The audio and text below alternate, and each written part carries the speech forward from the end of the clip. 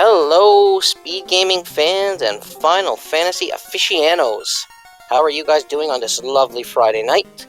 Tonight we have one match with Edgeworth versus Tyerenex. It's a David versus Goliath matchup. Tyerenex took the first game, so Edgeworth's going to have to really bring it on this game. And the boot joining me is Kayu Katsuki. How are you doing tonight, my friend? I'm doing great. This is a Game 2 match in our brackets for our Spring 2019 tournament. I mean, we got the Marsh Cave key locked, we've got your Ice Cave, and we got Ordeals that are incentivized locations. We got the Doctors on vacation, so that's always a fun flag. You may see Bahamut in, historic Melmond, or potentially in the Elf Castle tonight. And we don't have those early sages, but we see a very specific party setup. You want to talk about that really quick there, Canuck? It looks like the vanilla cookie cutter, fighter, red mage. Nothing wrong with that. Pretty solid party. You got good attacks, you got good magic if it shows up, so. But I think we're going to release these runners and get them going as we're running a bit late as it is, so. Open the gates, man! Yep, we are going to be starting very, very soon. We've got a Force Fighter this week. We have the First Mate, which I think is a fighter actually today because it'll always be in the second slot. And we have double Red Mage, so we are going with a very meta comp. You got the versatility of the Red Mage. The Red Mage can learn pretty much every spell up to level 5 once it promotes for Black Magic. Especially with the Black Magic being bland, because our Black Mage walked the plank this week.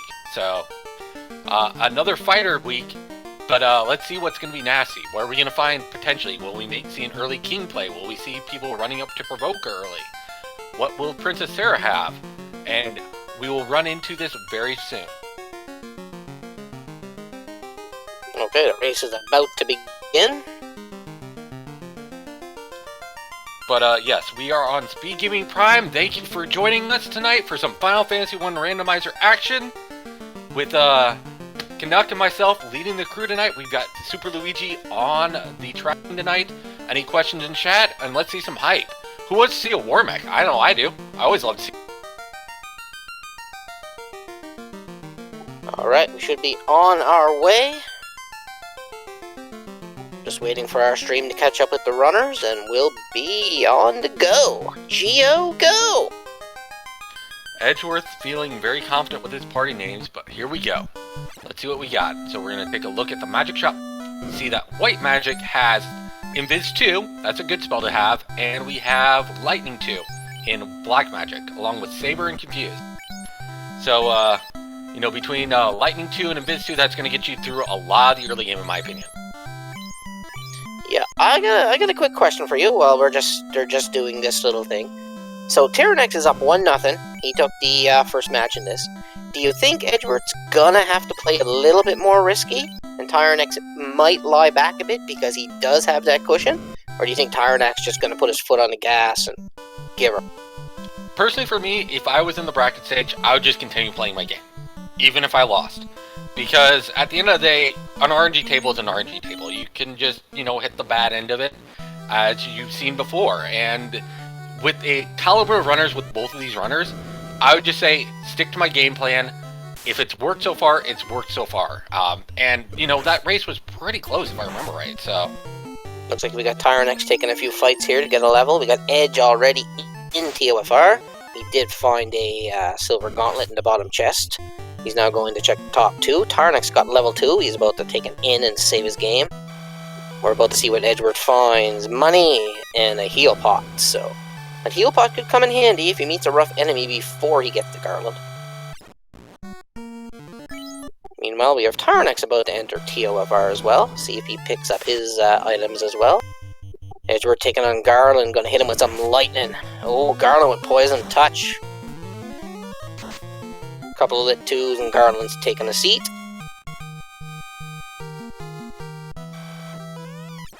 Yeah, not much gold so far in the seat. I think we had about 5,000 in that chest there, but with a canoe from Princess Sarah, that really does open up the world for us. We got a canoe and an Oxy Ale, so if Provoca or Elfland happens to turn in to Onrak, would you consider an early mermaid dive, just to see if you can get some, Yes. Absolutely. Lightning 2 is great against all sea enemies, so Provoca, Crescent Lake, or Elfland could all be on rack. You are gambling about a 50-50 at that point. Yeah, I'd definitely go in there. Without a doubt. Right on, we have Tyerenex now picking up his Oxy Ale as well as his canoe. So we'll see if there's a divergence in our runners or if we're both gonna go the same. I think Edge is gonna build up some housing materials here. Tents are kind of expensive. Cabins are cheaper than tents, so that's not bad. Cabins give you back 60 hit points per rest. Tents only give you back 30. Looks like Tyerenex bought some weapons, some falchions for his fighters. Good little early start. Give them a little bit of a boost. Personally, for me, if seeing the Oxy Ale and the canoe this early, I would make my way, grab the 3 chests out of Matoya's cave, go to Provoca, see what's there, and then immediately go around to, like, Crescent in that area. Because I can still make a volcano play, potentially, or I could, you know, take a couple peat grinds if I want to make it a little bit even more safe before just jumping into sea, potentially. So, I mean, those are definitely on the list, in my opinion. But now, if you, But what if Provoca turns out to be Provoca or Crescent Lake and you get an item, say, like the Crown? What do you do then? Do you come back? Well, even if it's Crescent Lake, it doesn't matter because we can't get the item from the Sages, because that is another thing that's in the bracket set. The early Sages flag has been turned off. You need to kill Lich before you can get it. So the only thing that we could potentially find in Provoca that would be absolutely mind-blowing at this point would be, obviously, Provoca. Because you'd have level 2 magic, you get the free item for Picky with Lightning 2 cast. So Edgeworth finds a katana in Matoya's. That's going to be good for money. If there's anything big in, say, the old Provoca spot. But, or you could find Elfland. Again, finding the early magic in this kind of flag set is really important. Especially if you're going to potentially make a dive into sea, because the sea looks like it's very likely, as it is in the Provoca location, probably going to be holding our progression up. And look at this. Look what we have in Provoca. We have on rack, and they have the Oxy Ale. What do you think? Oh, Edge knocks out. No dive for him. He must be going back to check what Elfland's going to... I would have immediately made some sort of play there. Even if to just grind a couple levels off of first floor, if I had some chain armor and whatnot. But I can understand this play from Edgeworth. You can check out you can get 2 chests out of Dwarf Cave. You can potentially go into Marsh Cave if you really want to. But there's also Volcano and Ice Cave still available. You do not have to make the on-rack play, the Sea Shrine play. Yeah, but I'm not sure if how good of a play Marsh would be, because you don't have a key. So Marsh is only incentivized with the key locked. But we have Tyerenex taking the dive, grabbing that quick 1 chest, probably going to try to gain a couple of levels. Meanwhile, Edgeworth has taken to the rivers.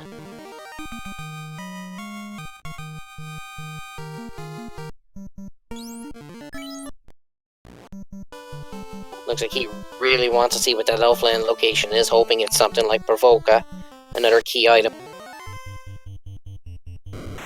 Yeah, if Provoca is here, this is going to be the biggest thing here, but we do find Lufane is in Elfland today, so Lufa Lufane.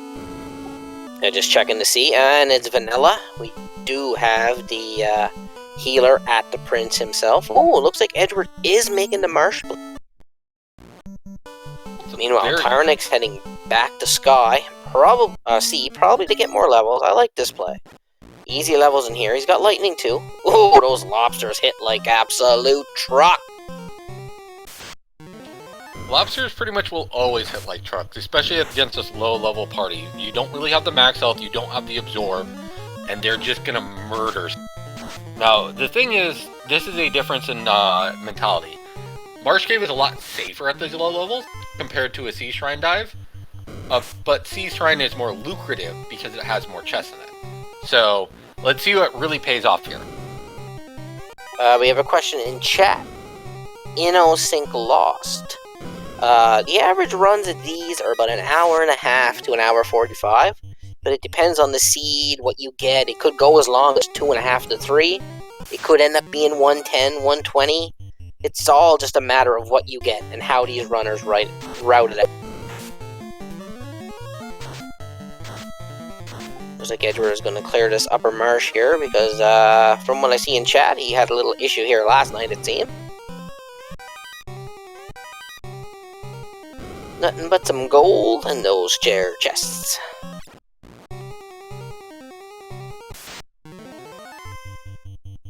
So Tyerenex making the play down towards Crescent Lake.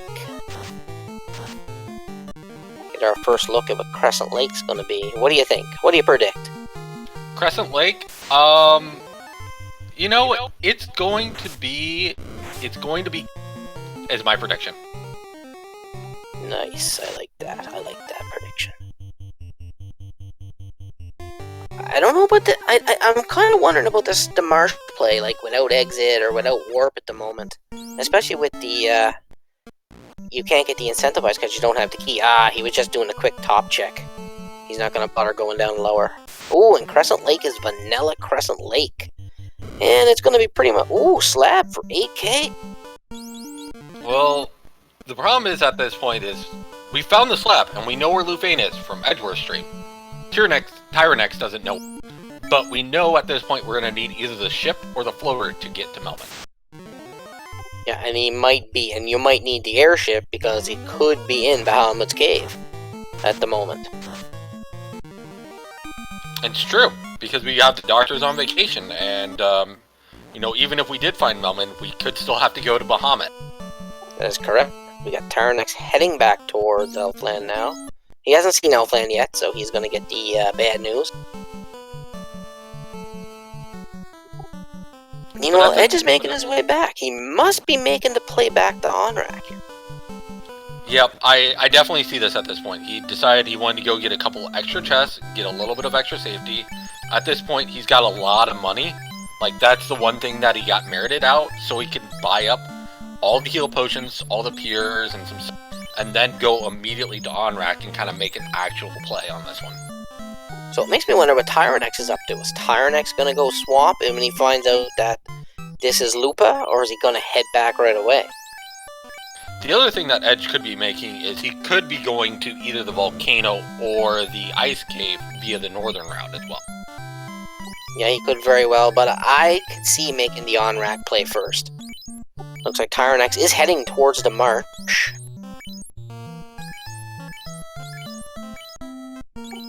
Friends, don't let friends dip marsh. Turn around, Tyerenex, turn around! Well, the good news is Tyerenex believes that Marsh Cave is indeed Ravenholm. We don't go there. And is making his way around north. Looks like Edgeworth is making his way to Provoca here, which we do know is Onrak. So maybe he is going to make that mermaid dive, see what he comes up. And answering the question in chat, Crabcase is indeed right. Because we know that Elfland is Lufane, you couldn't get supplies if you went through the Elfland route, so it always made sense to go back up through the Cornet, even if you're going to, like, Ice Cave or Volcano. Let's see what Edge does here. He's going to clear out this first top chest and get a Pro Cape. It's a good piece of armor right away. He's finally equipping his armor that he bought. Good man, good man. Veteran move, as our buddy the Smooth Talker would say. He's trying to get away from these snakes. Personally, for me, at level 5, I would have probably taken a couple of extra grinds before I went down to the basement, because, you know, at level 1, you can take a quick couple steps here and there, take a lot of the different fights that are potentially weak to lightning, use your couple Lightning 2 casters and kind of get a couple of early levels, because the biggest thing right now is your max health is very, very low, which means it's only going to take 1 or 2 attacks to kill these light warriors. Yeah, and especially with those lobsters hitting like Mack trucks on steroids, yeah, it's not going to be good if you come across them. The good news is, the fight that I was worried about the most was the Gur Sharks. That is actually runnable, because typically Gur Sharks have a lot of health, and running into that group is particularly nasty if you have to kill them, because they can just, you know, tank up a bunch of damage and then kill 1 or 2 of your light warriors in the time. Looks like Tyerenex bought some silver swords from Carnaria for his fighters. That's going to make them a lot strong. Edge wins the fight, up to level 7 already. Tyerenex is heading west. This is interesting. We'll see where he's about to go to here. See, I believe he's checked these already, so he might be heading the long way around.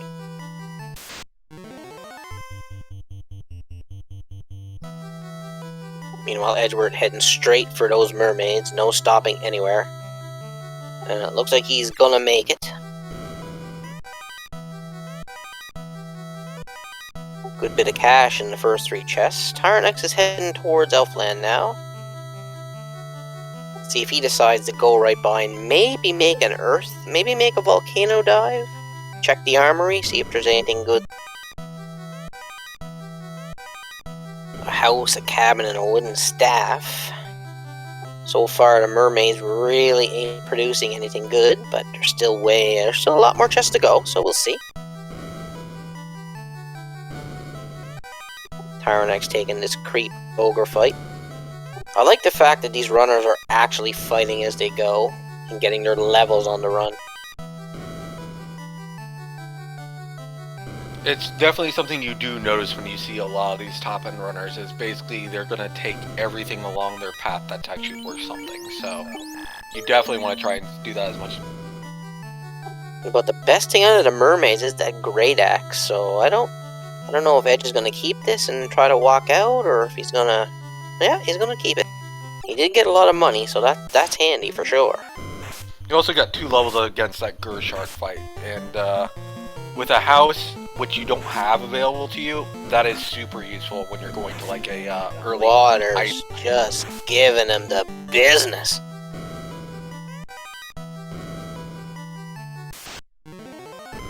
Meanwhile, Tyerenex hit his Crescent Lake now. He's going to buy a couple of houses.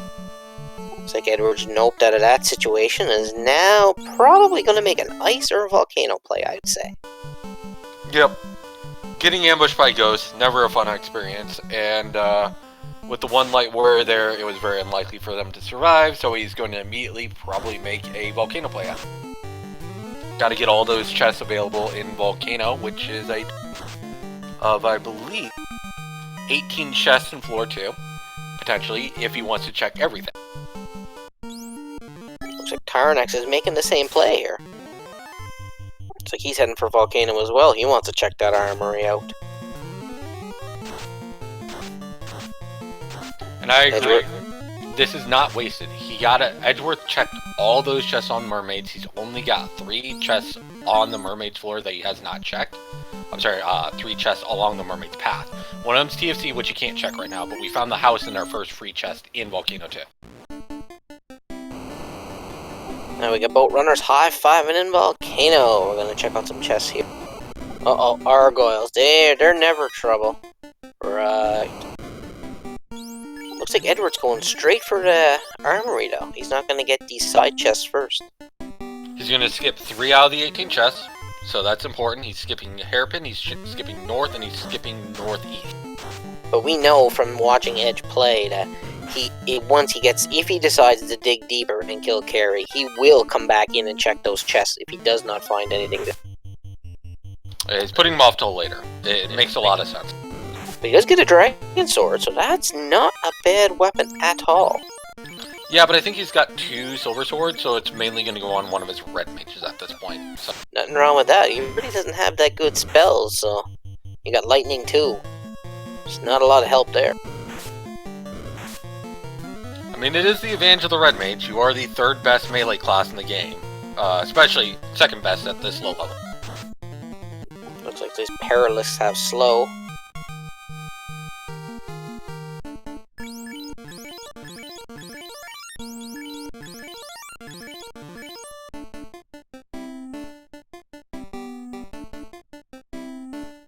Alright, we got Edge in the armory. Heal. Some money.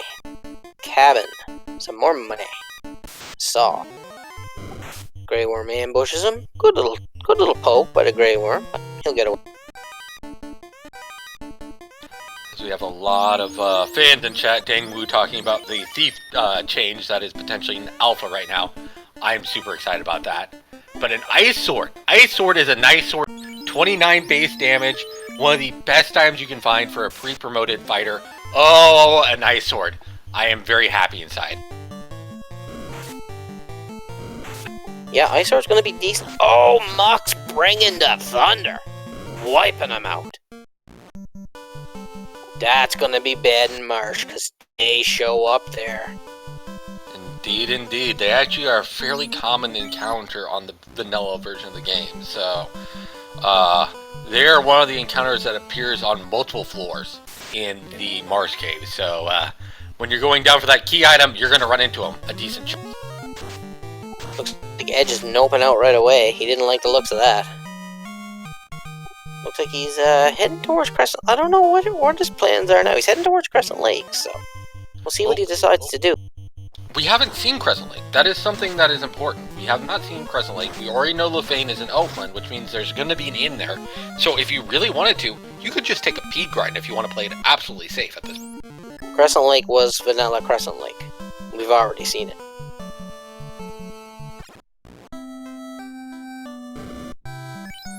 So, he's gonna buy some more healing items, I think. So right now, Edge has got to be thinking to himself, like, where do you go? I mean, Volcano was nasty. Marsh was nasty. Sea was nasty. It's like, is there anything that's not nasty?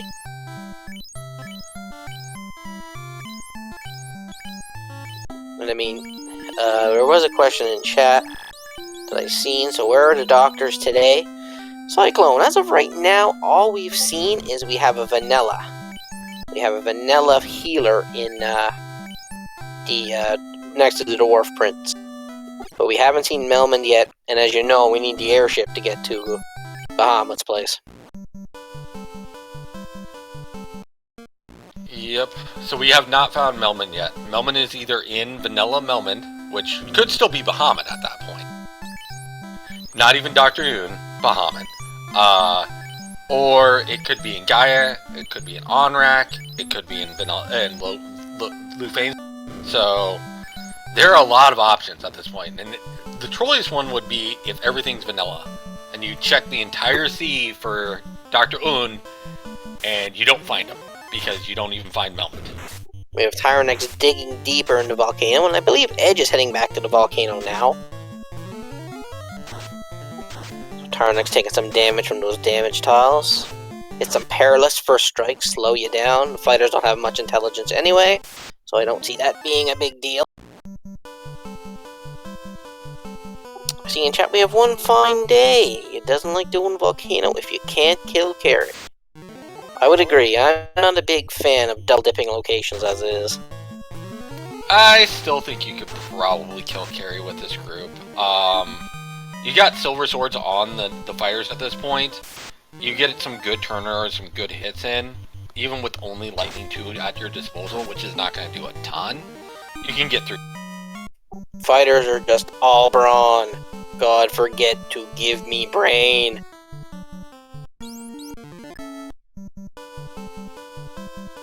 Looks like Edge is actually making a nice play now. This is interesting.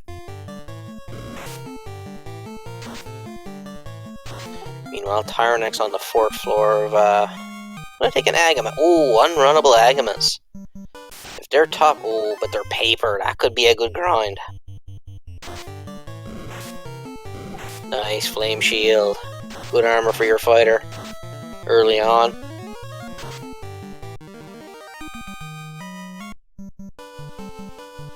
So Edge is gonna try his hand at the ice cave. He's not liking what he's seen so far. He's got to be getting a little bit worried because he's been stopped at every item, at every place he's tried so far. Makes me wonder if this ice play is a panic on Edge's part. What do you think, Caillou? You think this ice is a panic on Edge's part? I think Edge is going to try and make the play that seems least resistive at this point. If we remember right from the first game, Edge kind of went into a dungeon and tried to beat his head on his way through. And that is one of the leading factors to this current situation that he's in right now, being behind Tyerenex at this point. Meanwhile, Tyerenex fighting this Grey Worm, but the Grey Worm's not having nothing of it. Ooh, ambushed by some mummies and some cockatrices. Ooh, Tyerenex finds ice armor as well.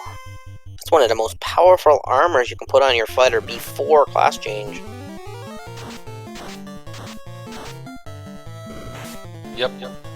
Anytime you find either like steel, a flame, an ice armor, those are always super valuable to find for your fighter. They're best in slot for the thief, and pretty much anything that's best in slot for the ninja, is best in slot for the... Ooh, that mage staff's gonna be big. Big and ice for Tyerenex. It's a huge find, especially with no magic coming in this seed so far, because none of the towns have been any good. And we're not going to see another town until they get the ship or the airship, so they're kind of stuck with this magic they have.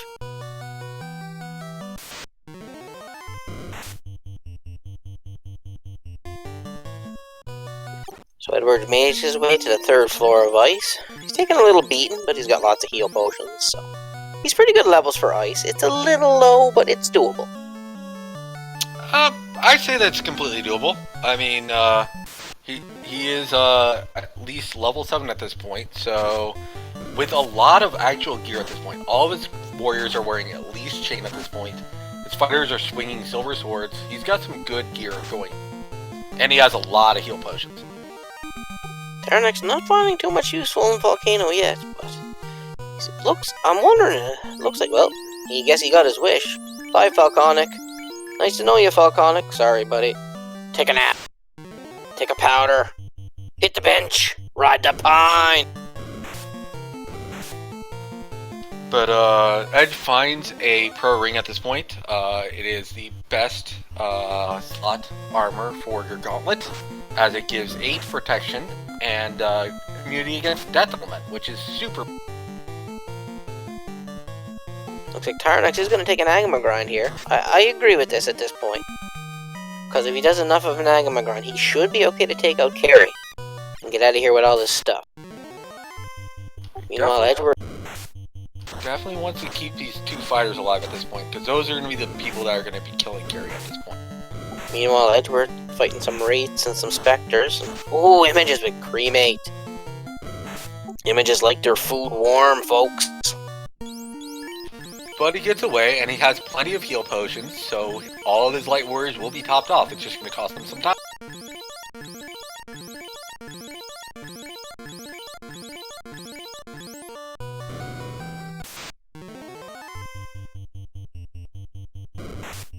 Personally, for me, I agree with one fight a day at this point. I just want to find progression.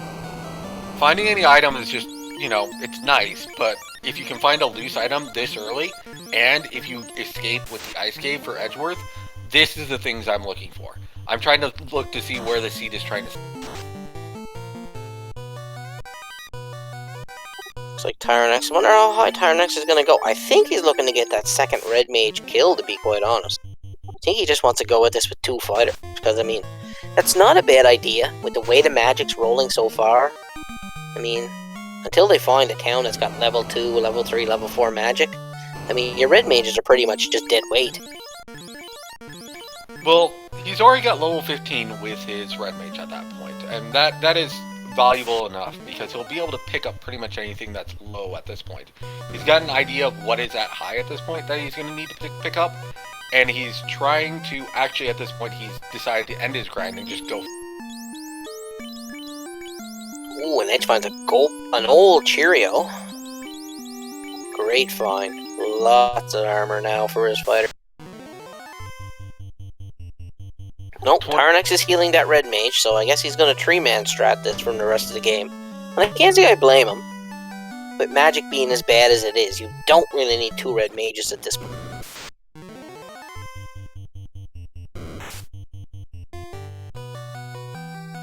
Those unrunnable Agamas could cause problem later on down the road. As Edgeworth finds the Bane Sword, the game clincher, coined earlier, I believe, from Dangwood. Bane Sword, cast Bane on use, good instant death spell, and can really alleviate some bosses.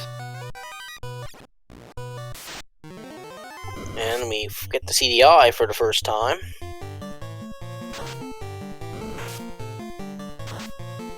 Bane Blade? No, it's Bane Sword. I like Bane Blade. In 40k, there is only war. And we have Vanilla Floater. This could be big for Edge if Tyerenex decides to put off ice for a while. Looks like Edge is going with the old eye grind. I blame Mono. Tyerenex going to give us our first look at Carry. Looks like he's going to engage Carry. Going to heal up. Respected Carry, you never know. Going all out fighting. Ice Sword 29, 3 hits. Carry swings, 9 hits, 255, 3 hits, 3. Carry's having none of their attacks. Gonna try to pull out some magic. 3 hits, 25. 3 hits, 81. Lightning 2 comes out. 21, not much damage. Carry hitting 8 hits, 202. Carry fighting back. We got 3 hits, 126. Carry with Blizzard, wiping out the top fighter. Tyerenex going with Lightning 2, trying to get it. Oh, Carry wipes out the second fighter with that big shot. Heal potion ineffective. Man mode for Mono. 2 hits, 2. Lightning 2 comes out. 25 damage. Carry attacks Mono, 5 hits. 8 hits, 540. Tyerenex is wasted. And with that, Ty wipes out of fire. Does not get his orblet, but has all the information from the dungeon. So when he comes back, he only needs to pick up the chest along the way that he... Yes, Falconic, I took down Carry 1 with a silver dagger. I gotta say, that is the crowning achievement of my tournament.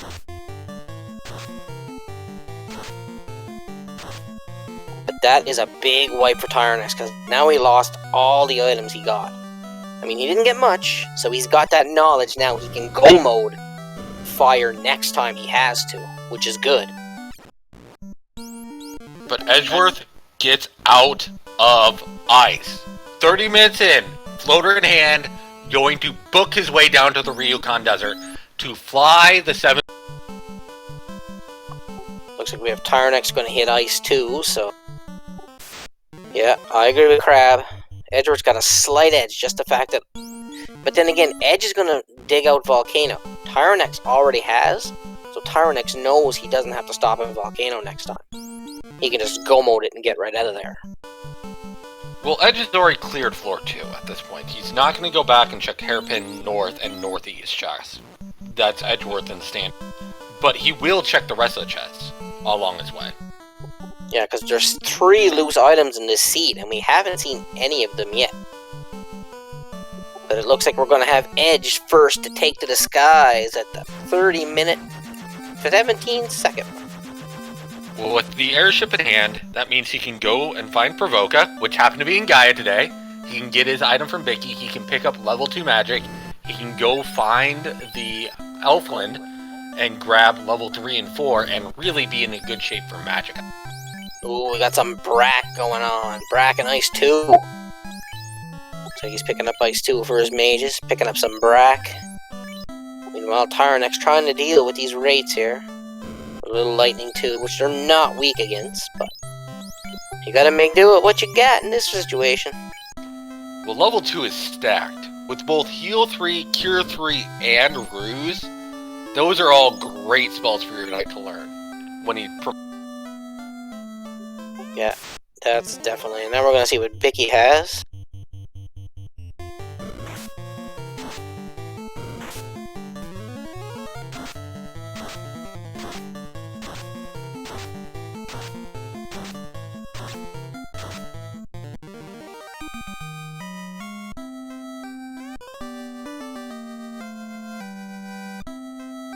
Well, Vicky hands us the Mighty Scepter, which allows us to flip over a tile in Earth Cave.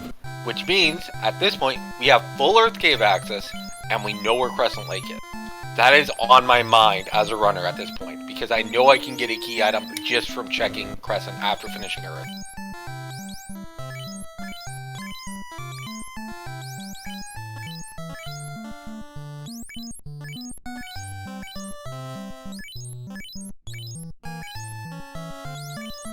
And we have some more gold bracelets for sale at 30,000 gold for gold bracelets. Now, with 24 armor, they are the best chest item in the game for any character that you can in this particular flag set, since we have normal wealth on. But yeah, cheap pro rings, cheap gold. Oh well, more expensive gold bracelets. But you know, with the eye grind that Edge took, he had money in spades at that.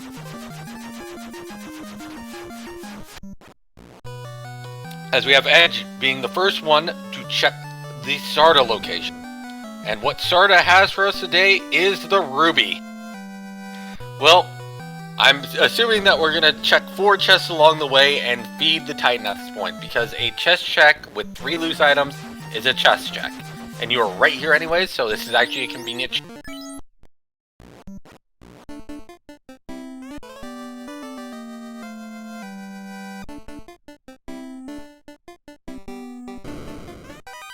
But we just find some gold, some more gold, an opal shield, and a light axe. The light axe is actually a great item to find. It has 28 base damage, and it casts the Harm 2 spell against undead enemies, so that's useful. I love the light axe. It is a great item to find for my fighters because I basically always end up equipping it.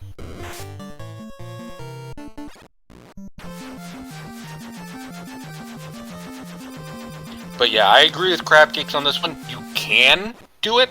I just don't see our runners actually doing it. That would be very much a gamble in my opinion at this point.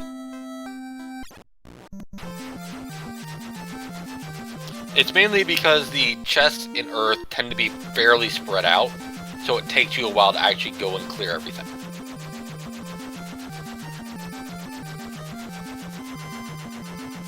Besides, you can check all these chests in the Cardia tiles. I mean, there we go. We found Loose Cube in Cardia Grass.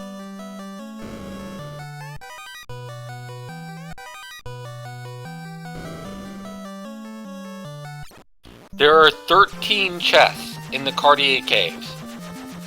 And, you know, Grassy has 3, Swamp has 3, and finally, the actual forest tile has 8. So,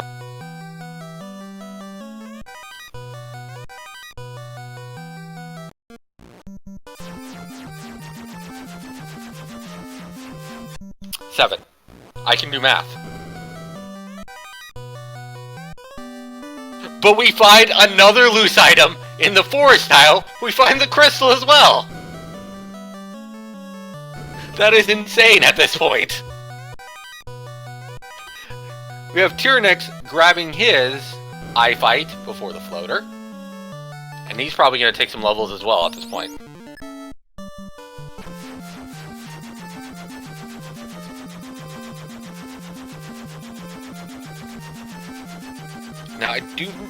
Now we did actually find the slab. The slab was 9k.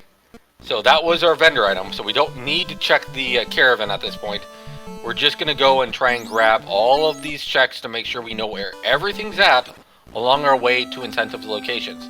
We found Melmond, which was in Onrak, and let's see which doctor is there. It's Bahamut. We have Bahamut in Melmond, which means if you're going to translate the slab, you need to go to Bahamut's cave.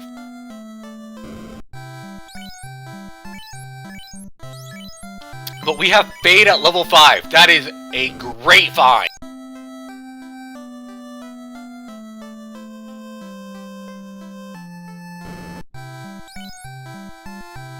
Again, the slot 1 spell is red mage learnable. You don't even need to class change to get it. So getting Fade at level 5, fantastic find. Especially with Nuke at level.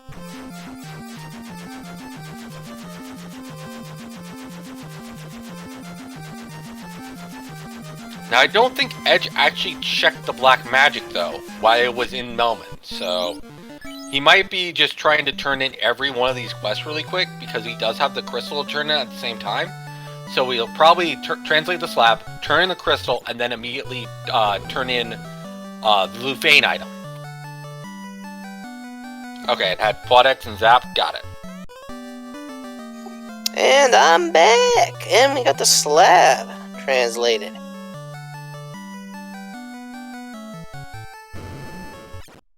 So, Oon was in Bahamut Cave.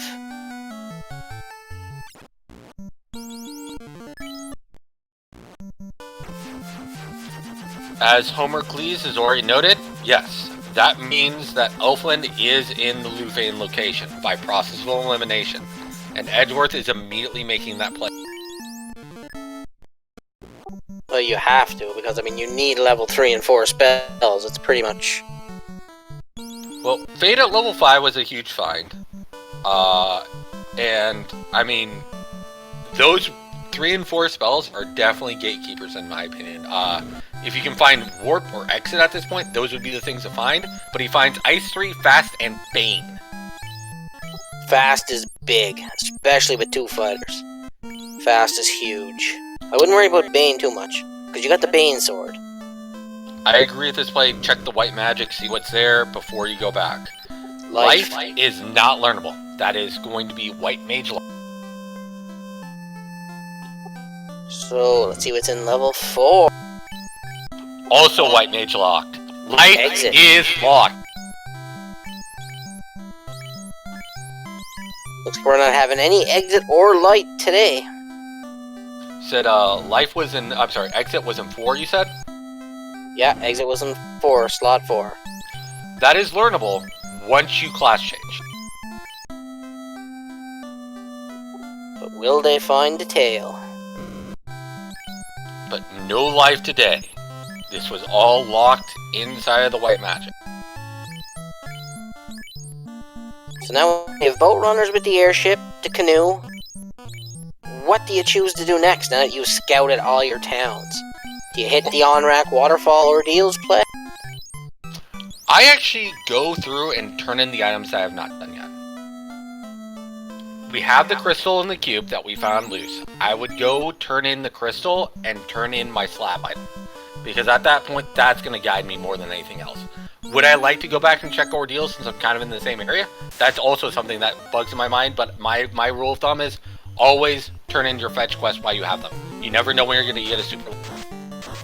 Besides, you want to try and get those increased yields of EXP as quick as possible. Edgeworth coming across some zombies here, trying to take them out with Ice 3. They don't seem to have too much hit points, so this is going to be a very lucrative fight. Meanwhile, Tyerenex getting an in after defeating Bicky. Or defeating the pirates, I should say, that jumped from the rooftops. Now he is making his way down to Elfland to get his level 3 spells and level 4. Edgeworth making the ordeals play at the moment. Not going to turn into crystal right away.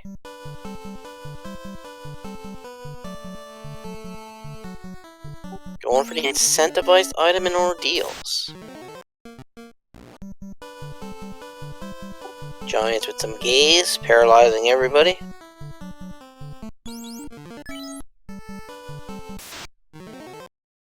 Looks like Edge is clearing some fights to get his encounter table right.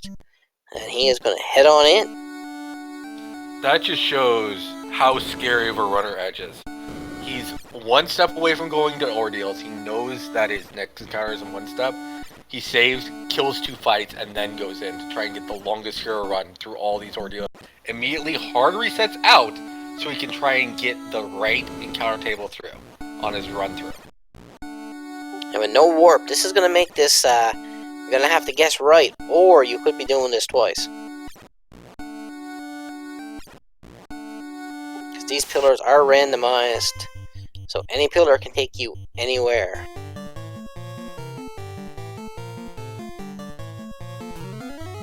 Some more zombies for experience. Pretty weak too, only like about 160 to 170 HP, so... Well, with a light axe that casts harm 3 and some fire 2 casts at slot 4, level 4, it's really not. Tyerenex got his level 3, level 4, and is now heading back. The only thing about this is they're gonna have to double dip down here if they want exit. So now you gotta think, do you really want exit, or are you gonna double dip? No. I don't think either of these runners are going to actually double dip for exit. It's a learnable spell.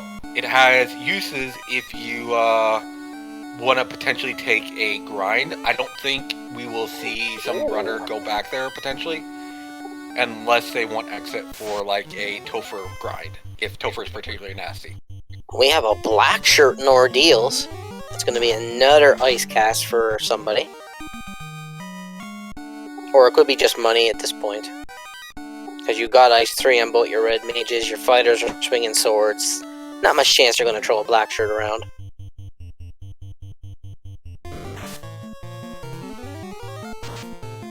And we're about to get the incentivized chest. And we have a ribbon. It's a good find. Very good find at this point. So Edge's armor's looking pretty ship-shape at the moment. Ooh, unrunnable zombie dragons. This could be trouble later on, if they have anything dangerous.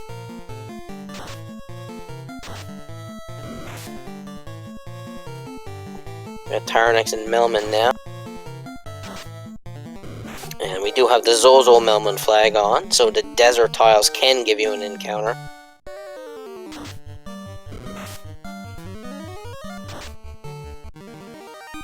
Yep, the tiles in Melman are always a fun flag. You know, it was one of the things I was most not looking forward to, but then I realized how useful that flag is.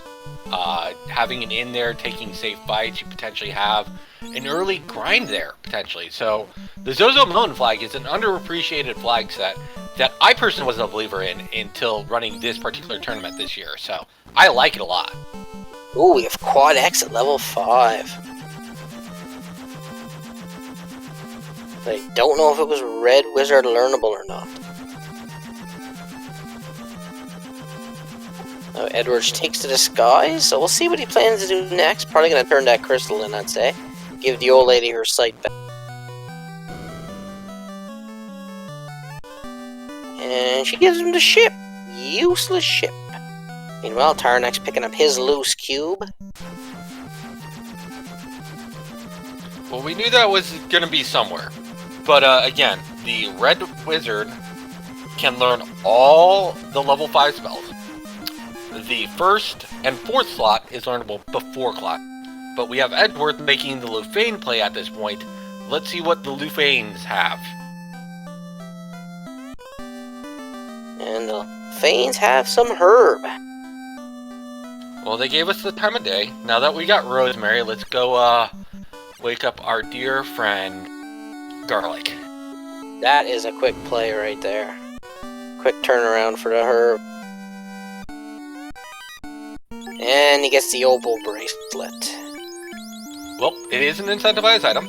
It is the best in slot item for your red mage / red wizard. So that is great absorb. Would it be the ideal thing to find at this case? I'd really like to find the chime person. Or the key. But, you know, at this point, we're pretty much going to either make a waterfall play or complete out a dungeon. Looks like Edgeworth is heading towards the waterfall himself. Waterfall on rack area. So at this point, the runners can complete sea. They can complete Earth. They could go and complete the volcano. Now we know there's nothing there. Or you can make the waterfall play. So there's actually a multitude of options. Question in chat. Is Mirage Tower key locked? No. Mirage Tower is chime locked, actually. You need the chime in order to get into the Mirage Tower.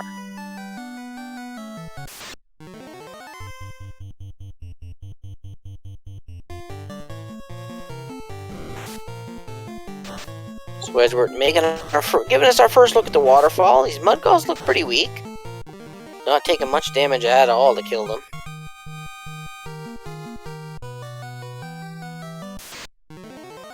Meanwhile, Tyerenex continuing to clear out the Cardi Isles, so he's going to get good items and good weapons there. So, things that we have left that we need to find. There are the Adamant, there's the TNT. And, for fetch quests, there's also the Crown.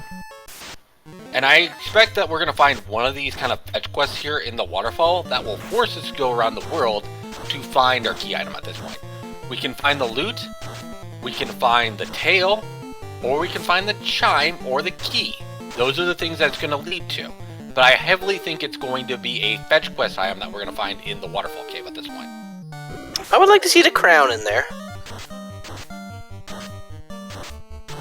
Or even the TNT for that matter.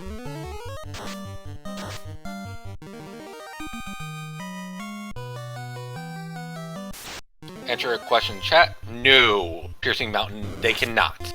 They will only have one touch effect, if they have a touch effect. And no, the Opal Bracelet does not count for a key item. Even though it's an incentivized item, it does not count toward the key item thing. That's only reserved to things like the cube, the adamant, the tail, stuff like that.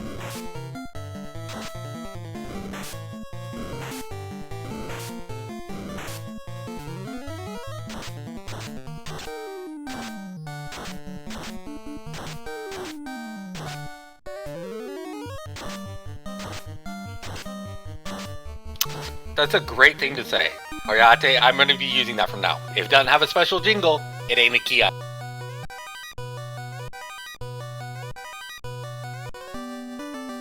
And there we have the chime. So now we have full access to Sky.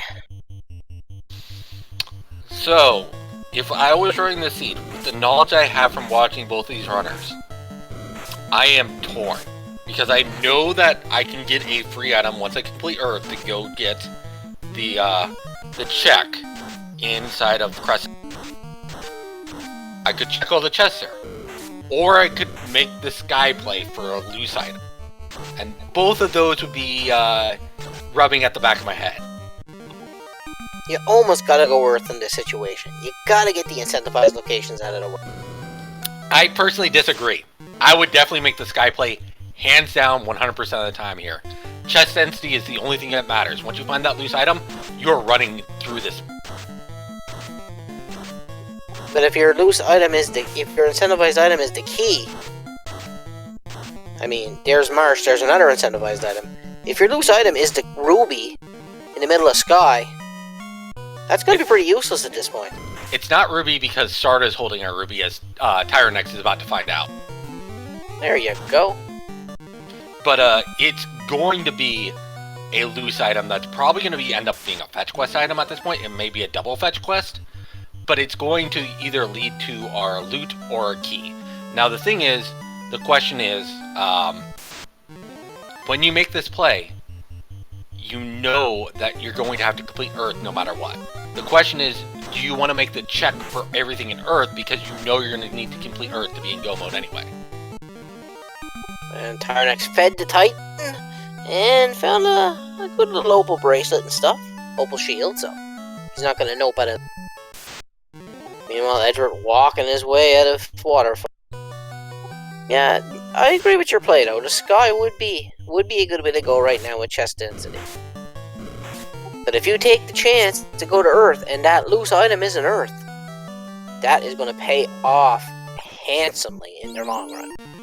Yes, yes. And then I'd probably just take, like, chests and fights on, like, Sky 1 and Sky 3, because they're good EXP, and you check a lot of chests and try and find any endgame weaponry that you may want, or endgame. Looks like Tyerenex is making the Earth play. Is he just gonna check the first floor, or is he gonna go all the way? Well, the problem that, again, that Crabcakes is noting is we do have 3 items left. We have 2 items that are absolutely required for go mode. The loot, and the key. But we still have a troll item out there. We have the tail. And tail could be in Keylock Marsh. It could be there. But it also could be, you know, from the sages. It could be our loose item. Question in chat, Lord Hattie, was Caravan check? Yes, our loose item was already found. Our vendor item, sorry, was found, so... If I remember right, it was a slap for 9k in Crescent Lake, if I remember correctly? I believe you're correct. Ooh, Tyerenex finding a Thor's hammer. That's not bad for a lightning spell. That is also the best weapon a white wizard can equip in the game. Artie Platypus, what am I missing? Well, there is the Adamant, the TNT. But the 3 items that are going to be from those chests are going... And also the crown, sorry. The crown is also there. But we have the loot, the key, which we need for go mode, and then we have the tail. That would be out of there. But we have poison, damaged poison hyenas, have wiped out Edge. He has to reset his volcano dive. That's pretty ugly, because they happen to show up a lot in the volcano. Meanwhile, Tyerenex going down Earth deeper. So it looks like he is going to make the full clear of Earth before he touches Sky. I think he just wants to get that... He just wants to get that Sage's item out of the way, I believe. Meanwhile, Edge digging deeper in Volcano. Sticking to those damage tiles, because as long as you're on those damage tiles, you will not get an encounter, and it will not increment your step counter. So they're not a bad play to walk on them. Ah, yes, I did end up forgetting about the bottle. The bottle is also out there for fetch quests. We could have a massive fetch quest for the tail at this point. Angry Canuck, how you feeling? I think that would be phenomenal. Massive, massive quest chain, and you come up with a tail. Fuse Nova, why is key needed for Go mode?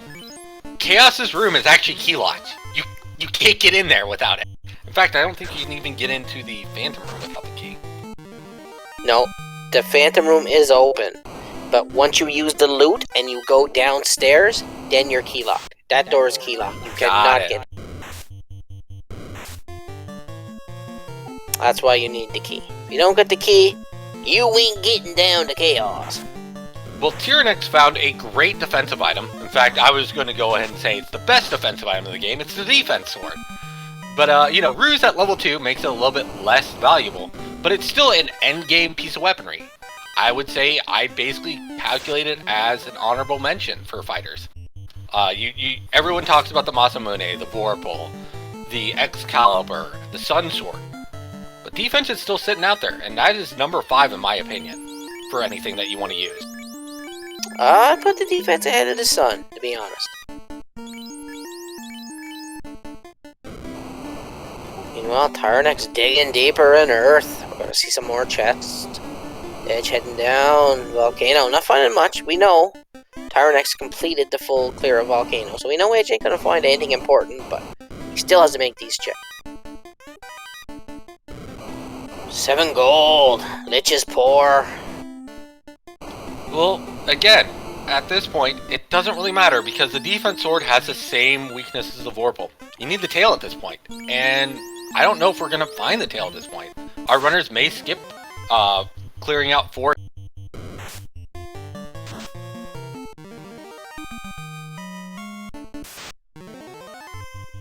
Utter Shadow, you are dead to me now. Vorpal is like 7. I think I'd go with an Ice Sword before I'd go with the Vorpal. No, as much as you like to do that, as much as I like to do that, the reason I like the Ice Sword so much is it's usable by a fighter. Once I get an actual knight, then I will switch over to the Vorpal. But the Vorpal, until you get the class change, is its weakness. That is its main. No, its main weakness is just being the Vorpal. Okay, you enjoy your meme, Mud. Tyerenex checking some more chests. He's about to come across the Vampire. Meanwhile, Edgeworth gonna check that red D chest, and then probably head towards Carry. He has no reason not to take on Carry at this point. I know my friend here at Team Canuck is firmly in Team Masa. I'm in Team Practical. Use whatever you got available to me. But with the tail, with that lack of tail at this point, I'm looking for things that are usable now. Ice Sword, Sun Sword, Masamune. Those are the things I want to find if I want to find end-tier weaponry. I've always said the Vorpal's got the time and place for a use. It's the trash can. But still, it's got its place. Okay, but we have a mini-boss right now, and a boss fight on Edgeworth stream, so, why don't you take this away there, Canuck? Oh, Edward going fast as fighters. Fighter comes out swinging, 6 hits 106. 5 hits 134. Carry comes back with Blizzard, freezing the tape. Gonna go another round of fight, gonna throw in some Fade, gonna try to wipe Carry right out with some Fade. Fader, 286, Carry's gone. Faded away. And meanwhile, we have Tyerenex going through Earth Cave.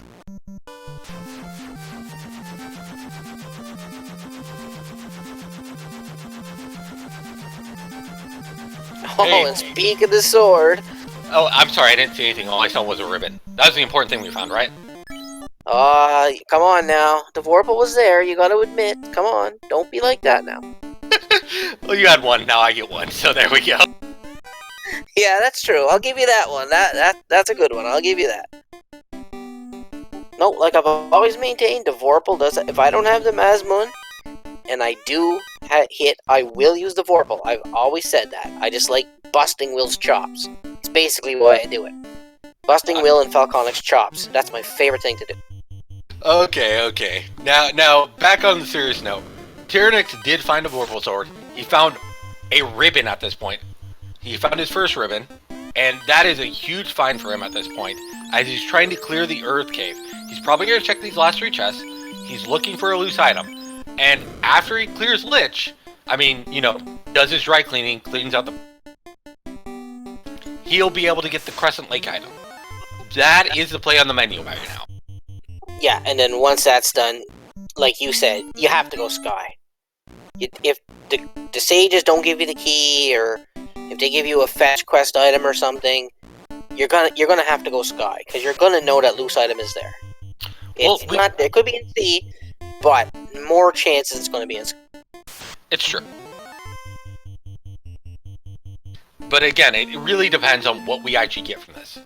Both of these runners are making this play. They're going to check the circles. Oh, another ribbon. 2 ribbons in Earth. Stacked Earth is stacked, man. Holy crud. This is huge at this point. I don't think Lich really thought this out too well. Well, now you have one for each of your fighters. Again, life locked at this point. You have 2 ribbons. Those red mages are mainly going to be just buffing at this point. They cannot learn life, which means that your fighters are the main thing that matters.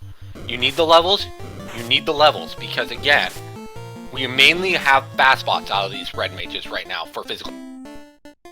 Now, I've actually spent a good amount of time in Edgeworth's stream, and I have a feeling once he finds this next ribbon, I can see him 2-manning this with 1 fighter and 1 red mage. Because he's done it before. Not sure if Tyerenex will take that chance. I am not sure on that one either, but I definitely agree with you on that one. Getting 2 of your characters up that point, especially since you have a defense sword sitting in the wings, you can always res one of your fighters and just have him be a tank fighter at that point. Looks like we have Tyerenex taking on Lich, gonna fast up his fighters. Lich is pretty much gone. Tyerenex has his first orb lit at the 1 hour mark. Now, Tyerenex is actually going right back to the Crescent Lake to grab his item. Now, this is all important. What do the Circle of Sages have for us? We have Temper at level 6.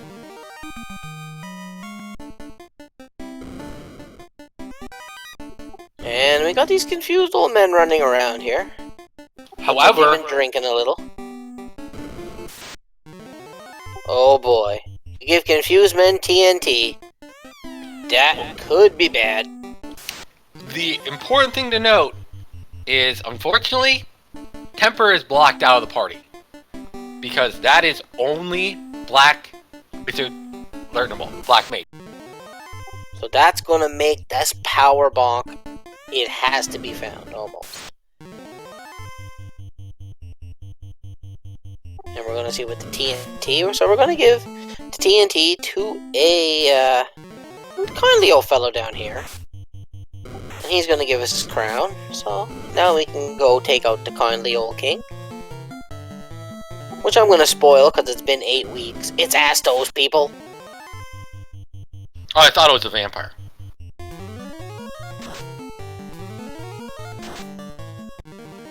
So this is the fetch quest you spoke of.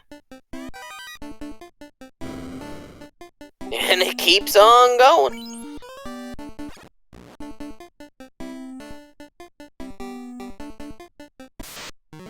Tyerenex out of fate charges.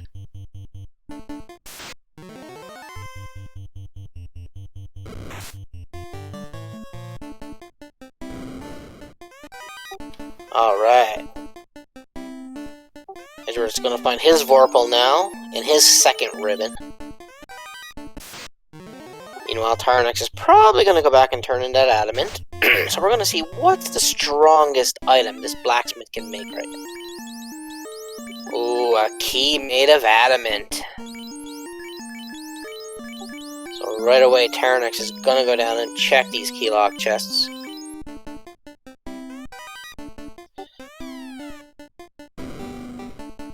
Nope, that key won't break in any lock I know of.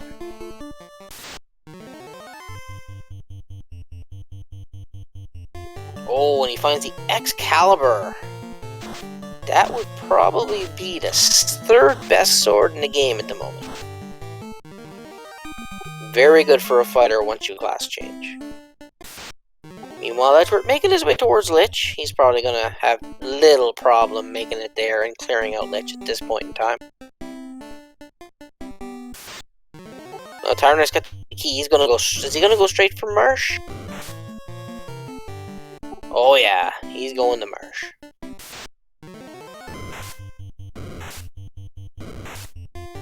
Gonna go check Upper Marsh first.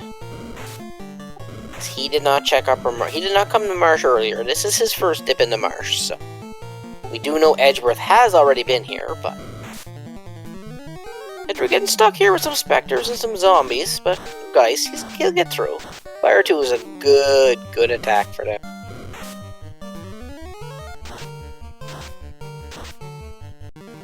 Ooh, Falconic ran away, you chicken. Tyerenex passing up on the heal helmet, which is actually a very good equipable helmet for your fighter. But to make a quick note thing, first things, hooray dwarf, because hooray dwarf makes every season. But second of all, we found the best lazy dwarf chain ever. Which when lazy dwarves become so lazy they send you out on another fetch quest. Getting the key from a lazy dwarf chain is always nice. So Tyerenex is going to get his key item out of Marsh at this point. Edgeworth is still wrapping up his quest. So Tyerenex noped out of the top Marsh. There wasn't really much there, so now he's going to dig deeper. I can't see him having too much trouble in Marsh now at these levels. So, that's one thing I don't really like about the incentivized chest being key locked. You're normally high level when you go to Marsh.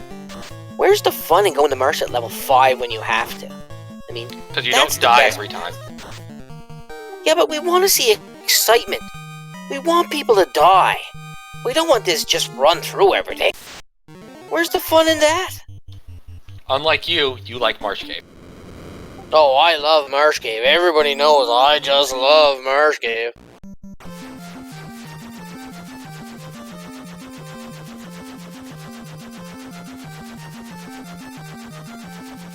I'd probably try to fight Chaos with the Vorpal before I'd dip Marsh Cave. Oh god, here we go again. But here's the thing, I've got a question for you. What do you think we're going to find in the incentive things? The incentivized Marsh? Well, we don't really have a lot left. I'm feeling like, oh, there you go. Best sword in the game. Toss the Vorpal away. Not needed anymore. Mazmun. We're golden. I bet you we're going to see a tail. I'm taking tails down here.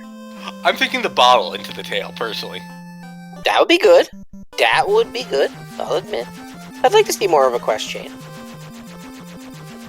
Crab cakes, everybody needs tail. With the X-Cal and the Opal armors they have, and the spells you can learn, I'd be hard-pressed to go without the tail in this seed, to be quite honest. Especially when you got the Vorpal.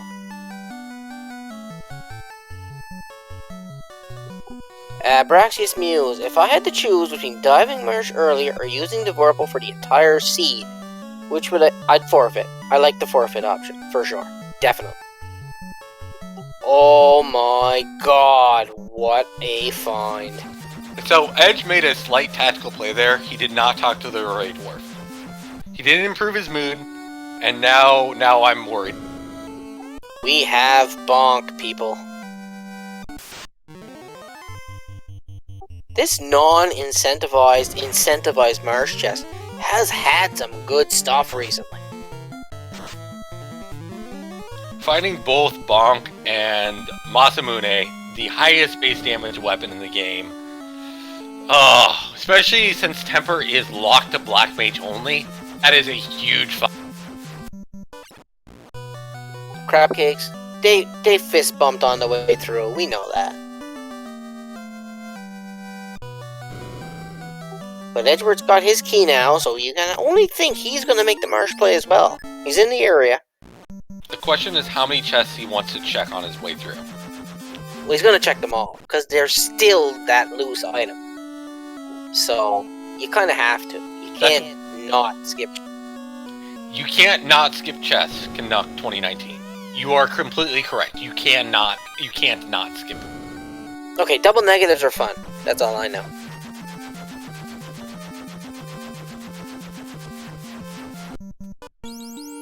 So we're about to see what the incentivized marsh item is. And I don't know if Edge is going to check many chests down here. I think he just might go for the incentivized item. Now, if I remember right, Edge actually checked the first 4 chests, so he doesn't need to check anything on his way down until he's gone to that final floor.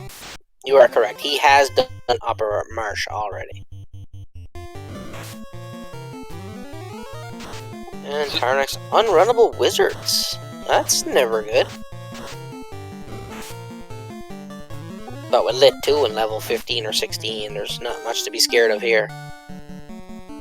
So I'm definitely thinking that this is the exact play that Edge is going to make. He's going to clear everything in order, Z style. He's remembered that he checked top already and did not check that. And then he's going to check the final top right chest at that point. Props to you. We have a bottle. You call. We have a bottle. Well, now we can cheers finally, Canuck. Cheers to you, my friend. We can cheers. I've been cheersing for about 3 hours now. It's a Friday, guys. Enjoy your Friday. This is a Final Fantasy 1 randomizer action. You know what, Canuck, you want to give us a quick recap for this entire seed? So, alright, let's do it!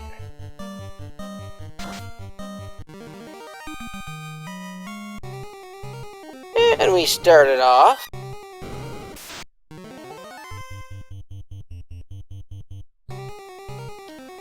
Started off with the, the couple items from our good royals. The royals decided to bequeath us both a canoe and the Oxio. We could have made an immediately C play, which was in Vanilla Provoca, but both runners kind of went into it and had to wipe out, unfortunately. They did get the information that mermaids really weren't holding much. But then we went down, we checked the ice cave, we checked the volcano. Tyerenex did take an unfortunate wipe to carry at that point. But, we found all the information that volcano really didn't pack much for us, but we did find the vanilla floater inside of the ice cave, which really opened up the world to us. We found out that Sarda was carrying our ruby, so we went and checked the Titan's tunnel, which really didn't yield much, unfortunately, and we were basically forced to start making plays at that point. We checked the rest of the world. We found out that Gaia was Provoca, so we found our key item from Bicky the Pirate. Yar! Bicky the Pirate.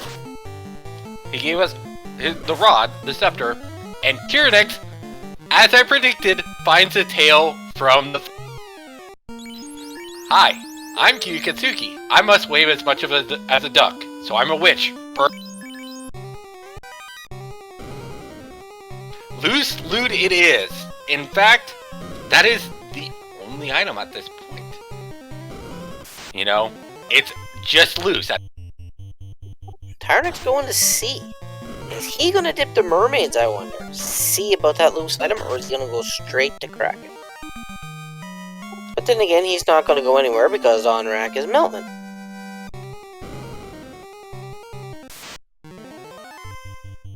But, again, the doctors are on vacation today.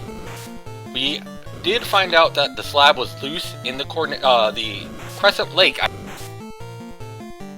We found out that from Cardia came progression. Finding both the crystal and the cube loose were our first 2 loose. And we turned those in and found out that Matoya was just, a ship vendor. And the cube is needed for go mode, so that's super useful. But, with the old men holding our TNT after we went and fought the dastardly lich inside the Earth Cave, that's where we found our true quest chain to completion.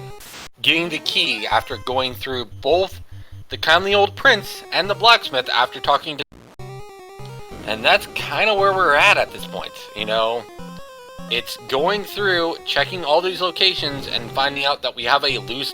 Which means it's either in sea, it's in sky, or it's in one of the other key lock chests that we haven't checked. Because I don't believe either of our runners have checked Coordinary key locked, or the Prince... Or TOFR key locked. Or TOFR key locked.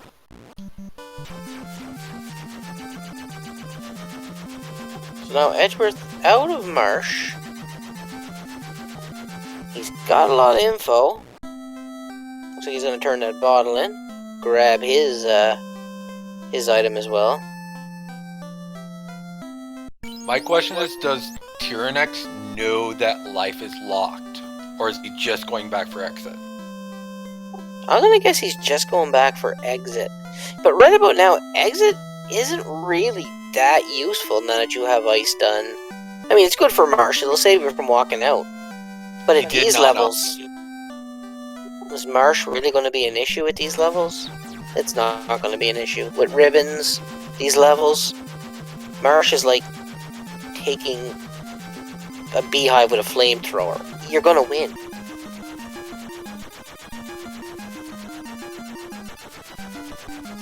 I think, yep. Waterfall is, I believe, what you're saying there, yes? Waterfall for what? A beehive with a flamethrower? Yeah, it's kind of a... It's a thing, you know?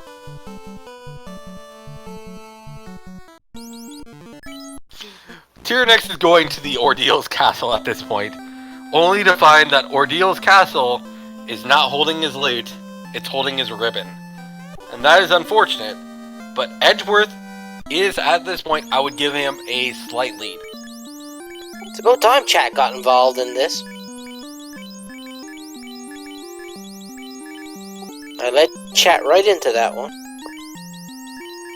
But yeah, it's pretty much the airship.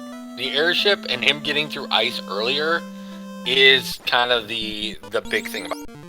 The other thing that's a big thing is Tyerenex taking that deep wipe to Carrie. Carrie was a beefcake and just did not die to Tyerenex after going up to level 15.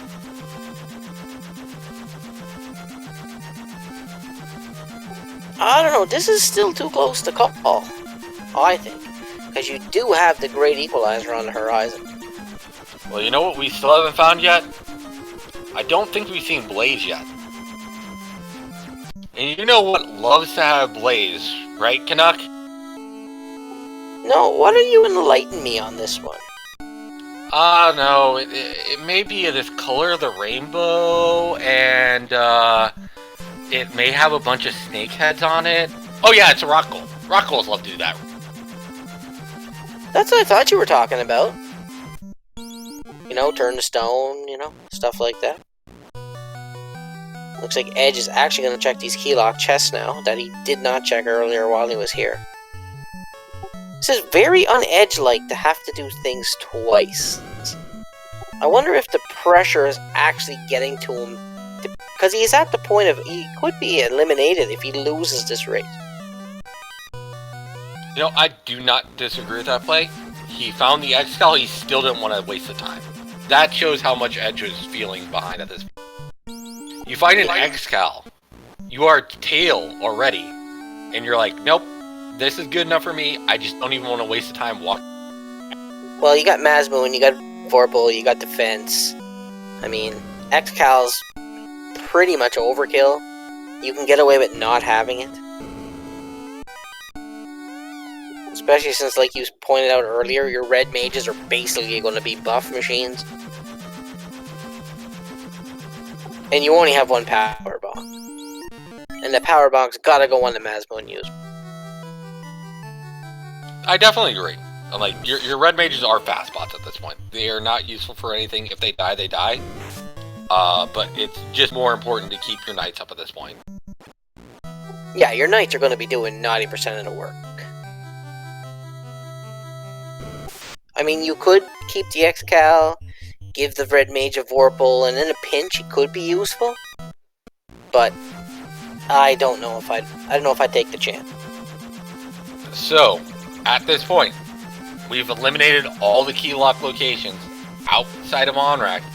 Edgeworth stopped at Provoca and said no. He's going to check the last couple items in Volcano 2. Meanwhile, Tyerenex is heading towards the old Onrak. Has Tyerenex been through the waterfall yet? Has Tyerenex been through the water? I'm gonna guess no, since that's where he's going. No, because he does not have the chime yet. So it's looking like it's in Sky. Because we do know Edgeworth checked the mermaids, and there was no loose item there.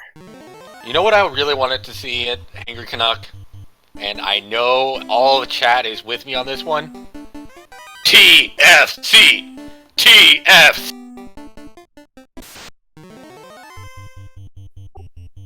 TFC. Ooh. Danger.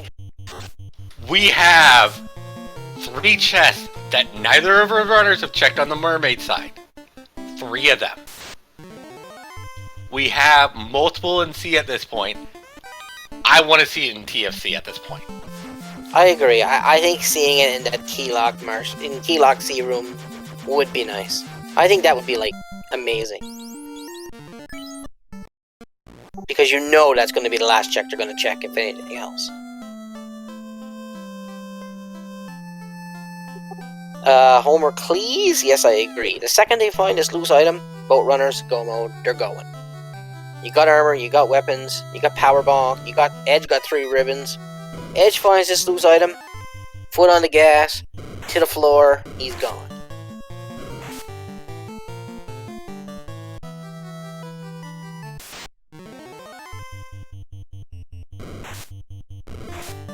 But I mean, I can see Edgeworth's dip in the sea here. He's already cleared the mermaid, so he's gonna do the other side. But Sky's got that majority of chests. That's the thing. It has a more amount of chests. But how badly do you want this to troll our runners at this point? Oh, I want to see Kraken come out swinging and just obliterate everybody. Again, 52 chests in Sky at this point. We've seen a majority already in... Both our runners have all the gear they need. They just need that loose item. This race right now is a race to the loot. You find the loot, you have a good chance. The other thing to note is Tyerenex still has to complete out fire. He wiped a carry. It's only a matter of time before Tyerenex goes back and actually clears it. But Tyerenex is going to make the Mirage play at this point. For chest density, for odds, this is a play to make. Oh, I agree. This is definitely the place you have to go next. You really don't have a choice. I mean, the chest of vampires, good experience making your way through here. Take the fights. Get the items. I mean, Sky is always a good play. Super value some EXP, man. All these fights are pretty valuable for EXP, especially with this kind of crew, and you just need some levels at this point. Oh, definitely. You definitely need levels. I mean, you wanted the fighter hit the break point with the Mazmun. Although the Mazmun is God's gift to Final Fantasy.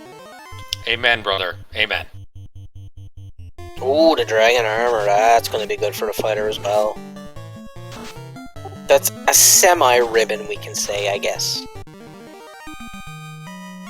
The dragon armor does resist all elements. Fire, ice, and lightning. But I think if Edgeworth Edgeworth, finds the loot here in C, and he'll be able to go mode Sky, I give him a good chance. Well, he's got 4 more chests here, and he's got 3 more on the Mermaid's Path. But will he go back and check them before going to Sky?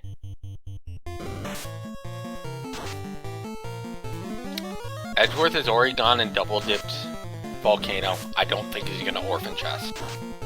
Spells app, no. Boat runners have checked Marsh Top. There was nothing but a little bit of gold and some useless stuff up there. So we have Tyerenex heading towards the greater than less than room. You are welcome, Spells app. Well, you know, the less than greater than room can provide some useful items. It's got 10 total items there. Let's see if any of them actually pay. But from what we've seen, I mean, they have basically all the good items. Like, what more can you find? Like, you're looking for the loose item. That's it. Everything else is no good to you. Witcher would be okay, but again, anything other than loot, I sleep. Ooh, we got the lobsters. Hitting like trucks. Down goes time.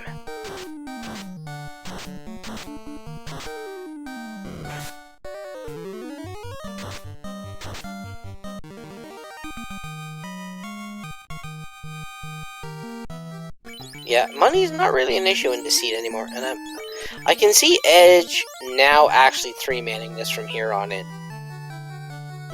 That fighter's gone. I can't see him wasting time bringing him back.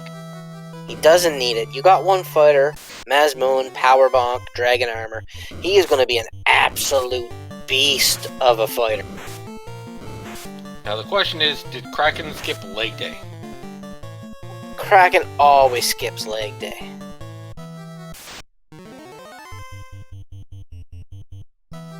Kraken don't need no leg day.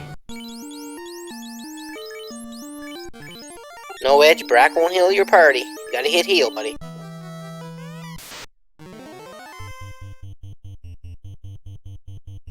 Just gonna go with old Brack strats on Kraken. First one ineffective. Get ineffective. Good enough defense. Kraken slaps. Little tickle. Couple of tentacles. Gonna defense his fighter and go with Brack strats here. Ineffective as well. Oh, Kraken broken into pieces. Anybody up for some sushi? Always. Some takoyaki. We're gonna make some taco rolls. Heck yeah, let's have some sushi. Oh, you know, funny fact, I've never had sushi.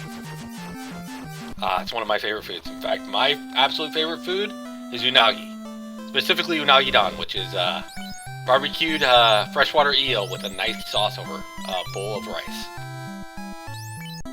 That actually sounds too bad. The Edge getting the bad news that he can't learn Temper or Life 2. Or Warp, sorry. Looks like Crab Cakes and Z-Man also like sushi.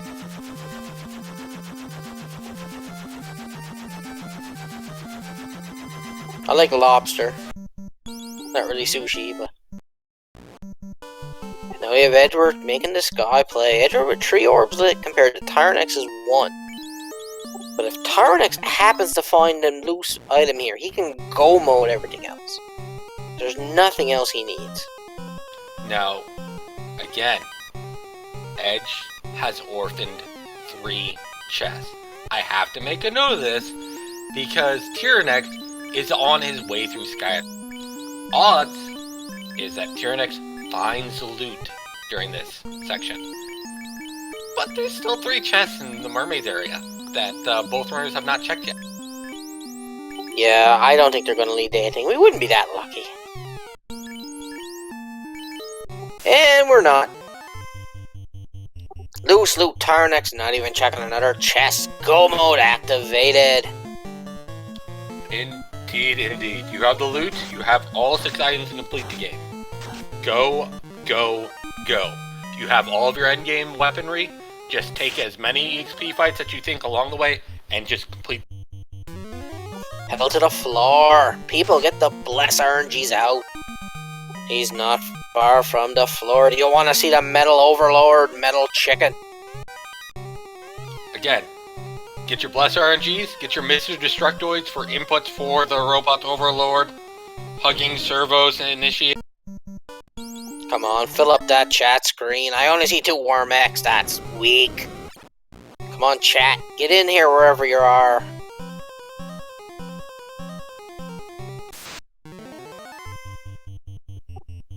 And once Edwards finds his loot, you can only plan to think he's going to do the same thing. So right now I give Tyerenex about a 2-minute advantage, because I think Edgeworth's about 2 minutes from finding his loot. But again, Edgeworth has completed 3 orbs at this point. So once he finds his loot, this is the last orb he needs. Alright folks, we're on the Bridge of Destiny. Ooh, Great Nagas with Glare.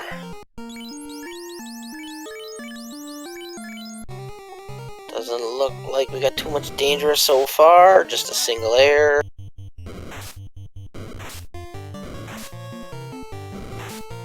I'd love to see the floor drop out of this bridge as they're running and make them have to go. Go ahead, make my day. Oh, once Edge finds the loot, it's just he's gonna go mode Tiamat and then he's going straight to TOFR. There's no doubt. He doesn't need levels, he doesn't need items and weapons. The only difference in this is the orbs at the moment. They can Tyerenex get the orbs lit before Edgeworth finds that loot. Scanning. No enemies found. But Tyerenex is fighting Tiamat. Tiamat hitting like a limp noodle, 3 hits. Fast going out. Masmoon, 8 hits to 17. Weak shot. Tiamat's like, bring it on, punks. Another Masmoon shot. 8 hits, 119. Tiamat's tough. Tiamat's buff. He's been working leg day.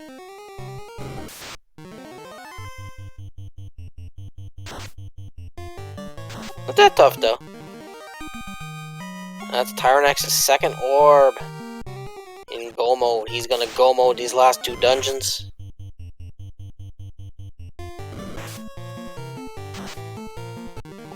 So I don't know who to give the edge to at this point in time. I'd give the edge to Edge. Tyerenex has 2 dungeons complete, even in go mode.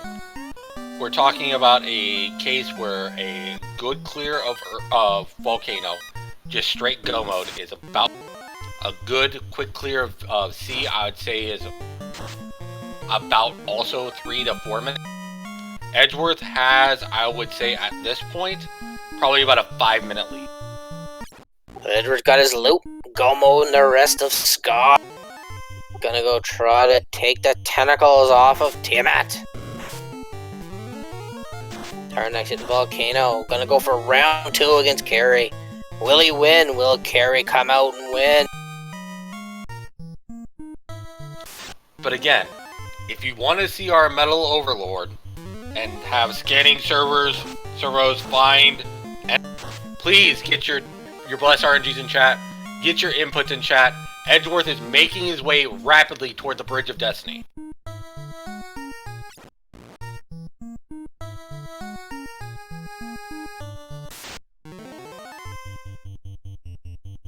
Scanning grounds, seeking enemies, intruders on my... Tyerenex is just go mode in Volcano. He's just got his foot on the gas. He knows he's got his foot on the throat of his opponent. Just now can he finish the job?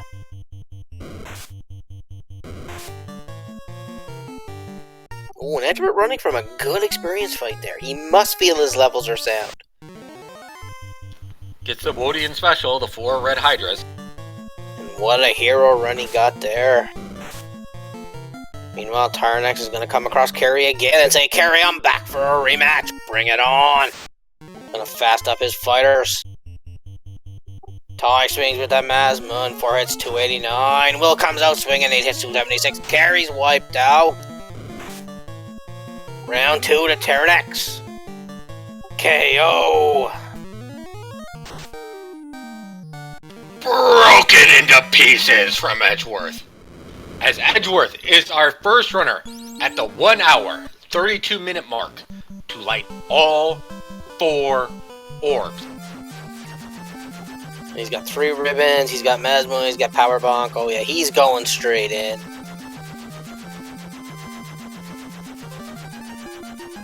Tyerenex has got 1 more dungeon to go see, but it won't take him long to cut through this one. Edgeworth gonna restock his potions and stuff and get ready for his Topher dodge. So if Topher is a bad slog, Edgeworth makes a bad wipe and Topher deep. That could be what Tyerenex needs to come. Mono, recap? Mono, recap, please. I don't see a Mona here, but Hangry Canuck at the 1 hour, 33-minute mark, 40 seconds, Edgeworth is now diving. Again, we've had a very slogging of a seed, going through all these fetch quests to find our key and our loot.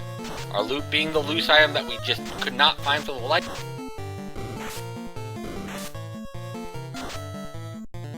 But if you want to give us a quick recap here, Canuck, that would be appreciated. Edgeworth found everything he needs. Tyerenex found everything they need. Tyerenex got 1 more fiend to go. Edgeworth's going in to finish the chaos. That's all you need to know, folks.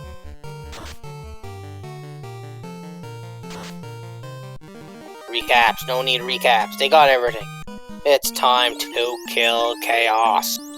We didn't find the War Mech, but we found Masamune and Vorpal. I think that's the main recap that we have at this. Pretty well. They got the Masmun, they got the Power Bonk, they got all the levels they need. I don't know what else to say. No life spells. So any person who dies on this particular Topher dive is going to stay dead. That is important. It is white mage. Tyerenex is already making up ground. He's almost at Kraken. So Tyerenex is 1 Topher wipe behind Edge right now.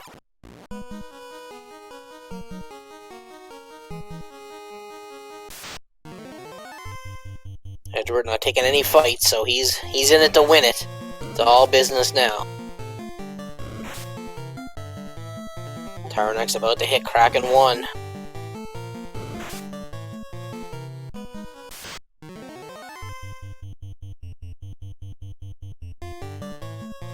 Oh, is he gonna take these worms? Were they unrunnable, or is he just fighting it for experience? They are unrunnable. Worms are unrunnable, so when they runs into him, potentially again on Skyfloor, that is a fight you have to. And I agree with Wandering Keeper. No life spells, no white shirt. There will be casualties. Kraken doesn't skip leg day.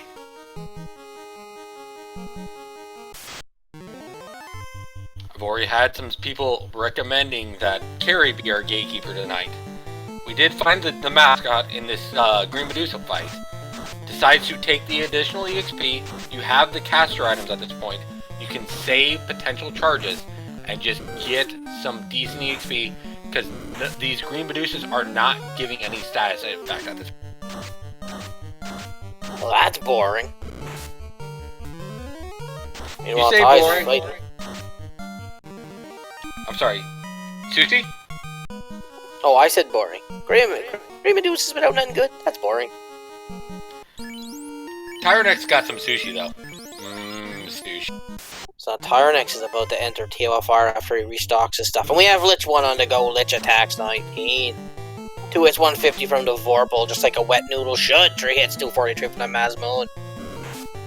Now he's just gonna flat out attack the Masmun. First 310 carry goes down. Edgeworth onto the fire floor.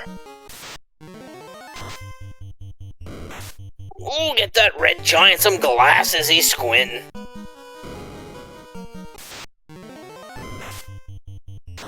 Meanwhile, Tyerenex looks like he's gonna pick up some magic for his fighter Invis 2. That is a smart pick.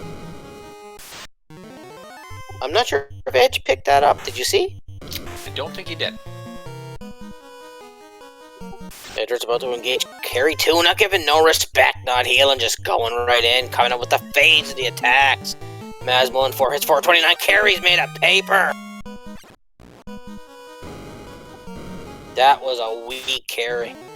She made a paper mistake. Tyerenex has entered TOFR and he is a few floors behind. We'll see if Kraken decides to be our gatekeeper.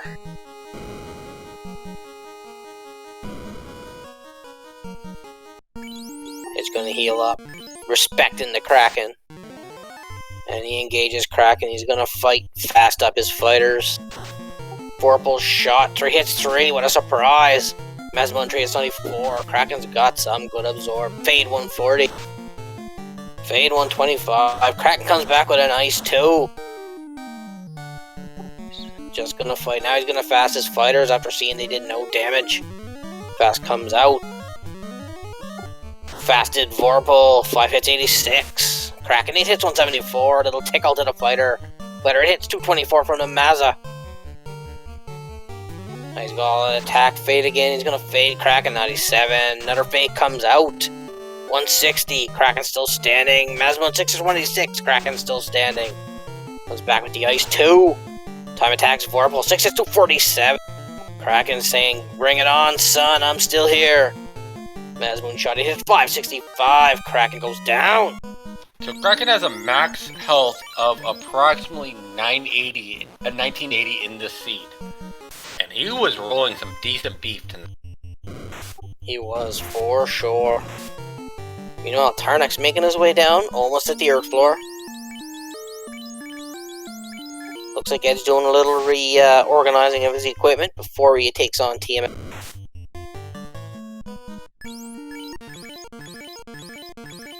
And we have a Vorpal in chat.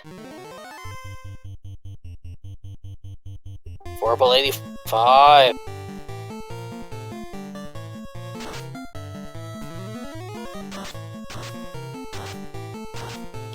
Tiamat 2, between 495 health and 2420.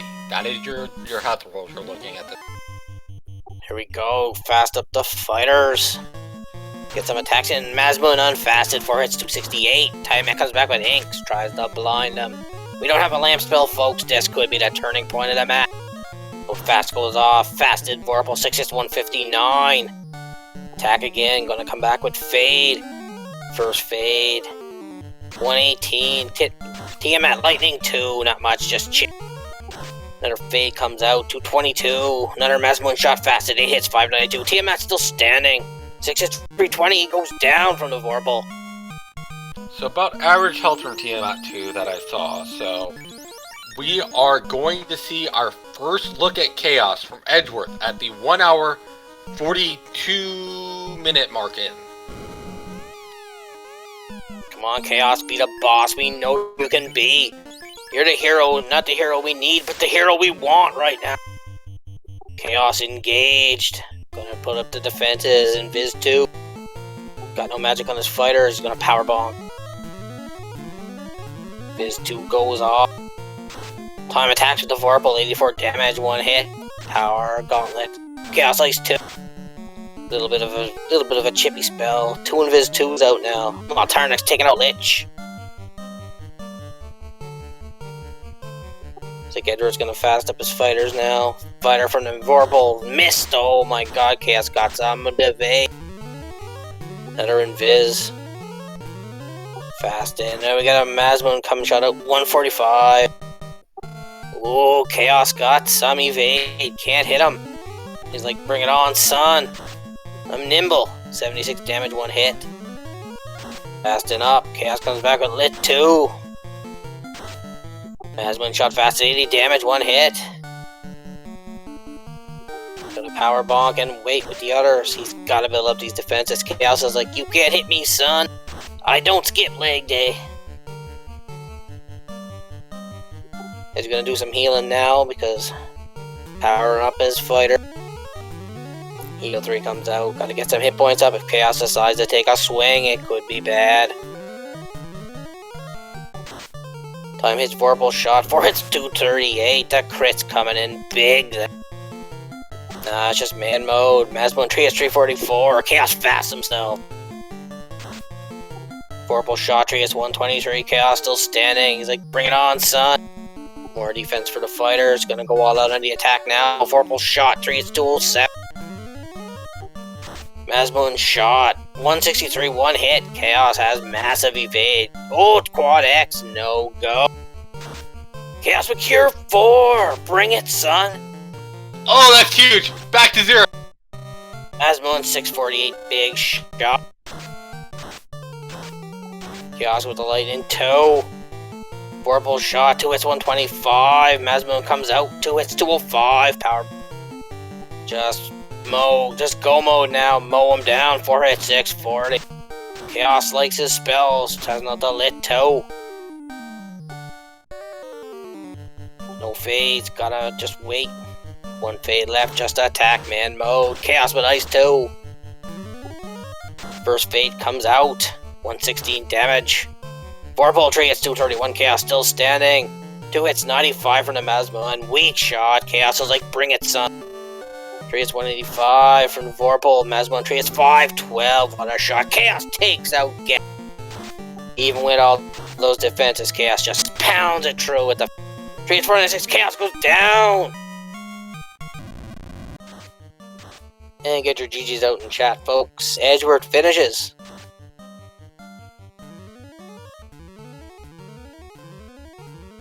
Tyerenex putting up some defenses against Kraken here. See if Kraken has anything dangerous. He's gonna go all out now, fight mode. Toss some fade.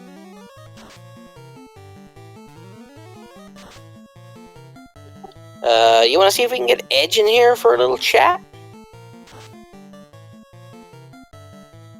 Yep, that is a huge finish.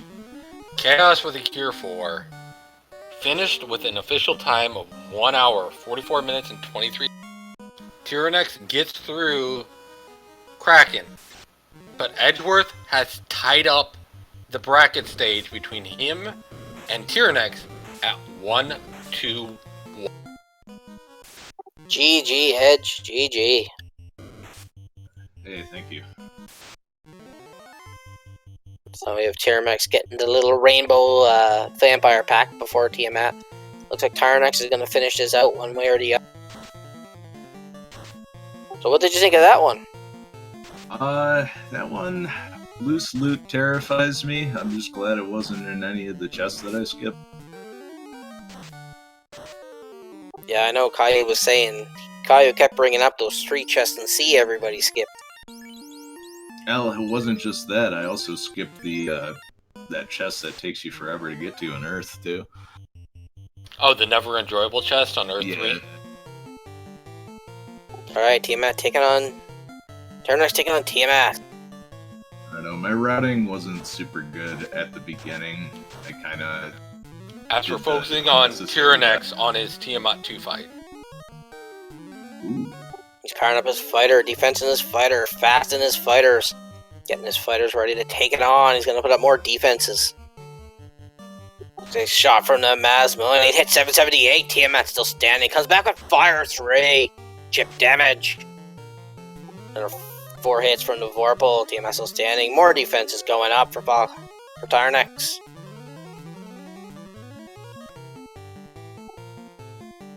Now, what's he gonna do? More fades, more attacks. He's gonna go all on the offense.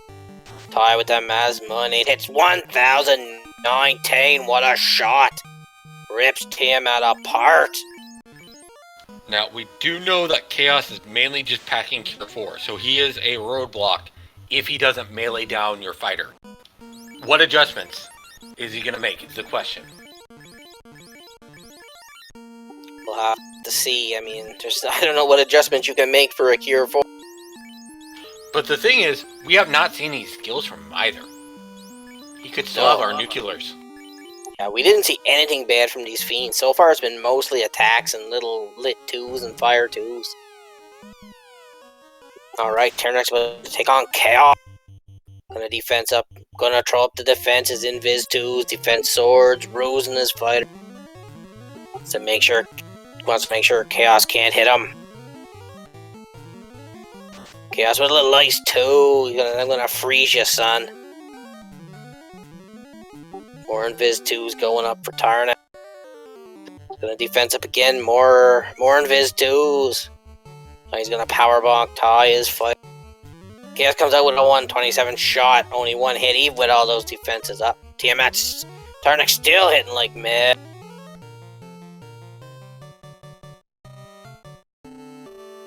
So he's gonna put some healing up. More fast going out. Now it looks like it's just man mode. 2 hits 54 from the Mazmon, little weak shot. Come on, son, get armed, eh? 5 hits 28. Chaos with a lit 2. Gotta heal up those people. More power bonks going out, more heals. Chaos with fire 2. Takes out Mono. Mono, no cookies for you. Heal tree goes out, heals up his party. More defense, will attacks, missed. Viz 2 goes out again, now he's fully defensed up. Chaos shouldn't be able to hit him. 4 hits 516 from the Mazmon. Chaos with some ink. Chaos spraying that ink all over the place, not having effect. Chaos fast himself, saying, I'm coming at you now, son. Falcon up with fade. 150. Tie tree is 379 from the Mazmon. Will 69. Just man mode now, just going all out. 107, 1 hit. Heal tree comes out. Chaos quad X Will, no effect. Will's like shaking it off. 2 hits 2 from the X-Cal, not good. Chaos with Inferno. Nearly wipes out Falconic. Will 6 hits 72 with the X-Cal. Tie, Mazmon swipes 6, 3 hits 615. Falconic healing more. What's Chaos gonna do? Is Chaos gonna cure 4? Cure that cure 4. Will 3 hits 3 from the X-Cal. Gotta go on the man mode now. Guys with a little lightning 2. Both red mages are down. Now it's just fighter man mode. Hold A to win. Will 5 hits 173. Ty powering up with that power bonk. He's doing his lifting his weights, folks. Will 4 hits 114. More power bonk. He's lifting those 25-pound dumbbells now. Chaos with light 2. Just chip damage. So he's going a little heal tree from Will. Ty is facts with that Mazmon. 4 hits 697. Chaos lit 2, no good. Ty again, Mazmon 4 hits 571. Will with the X-Cal 4 hits 163. Chaos fire 2. Chaos just chipping away. Yeah, 5 hits 852 from the Mazmon. 3 hits 3. Chaos fast himself. Ineffective. He already fasted. What are you doing, Chaos? Come out swinging. 3 hits 678 from the Mazmon. Chaos quad X, no effect. Will comes out swinging with the X-Cal, missed. Chaos cure 4 again. 2 hits 287 from the Mazmon. Another Mazmon shot 2 hits 267. Will with the X-Cal, 5 hits 118. Chaos lightning 2. Chaos another lightning 2. He's going through his spells quick, folks. He wants to get back to that cure 4. Ty 3 hits 689.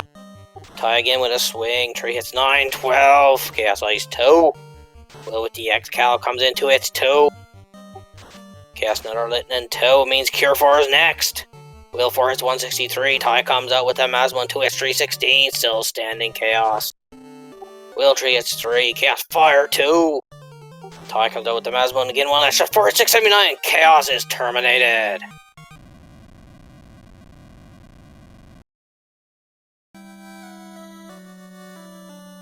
That cure 4 sucked.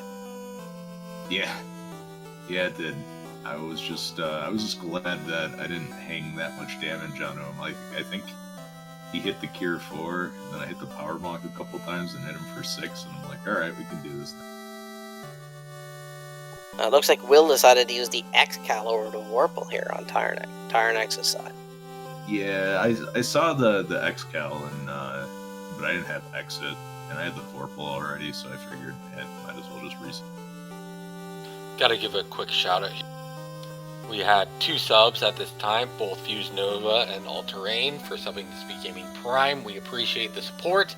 Again, everyone from the Final Fantasy 1 community, appreciate you guys for popping in and staying us. We do have a doubleheader tonight. We're just going to do a quick interview with Edgeworth. And also Tyerenex joining us in the room as well tonight, as this has now been tied up 1-1. You are correct. So what did you think of that one, Tyerenex? I don't know. It wasn't too bad. Obviously, that Agama grind screwed me in the beginning. What are you gonna do?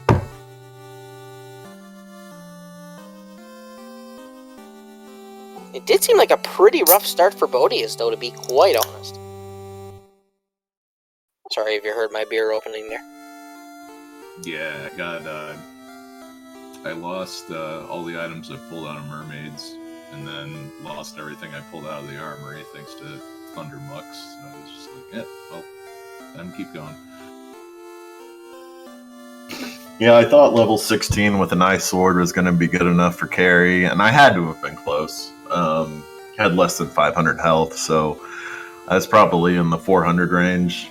But, you know, she was hitting like a truck. I knew it was risky as hell, but, you know, I kind of thought, I was like, okay, what's it going to be, this or do the ice cave at low level? So I kind of just decided to do the Agma Grunt because they were super easy. But yeah, it didn't work out.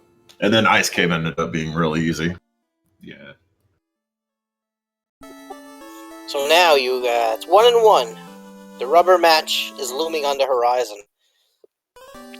What kind of strategies do you think you're going to employ for this third match? Are you going to stick to your guns, or are you going to maybe try something a little different?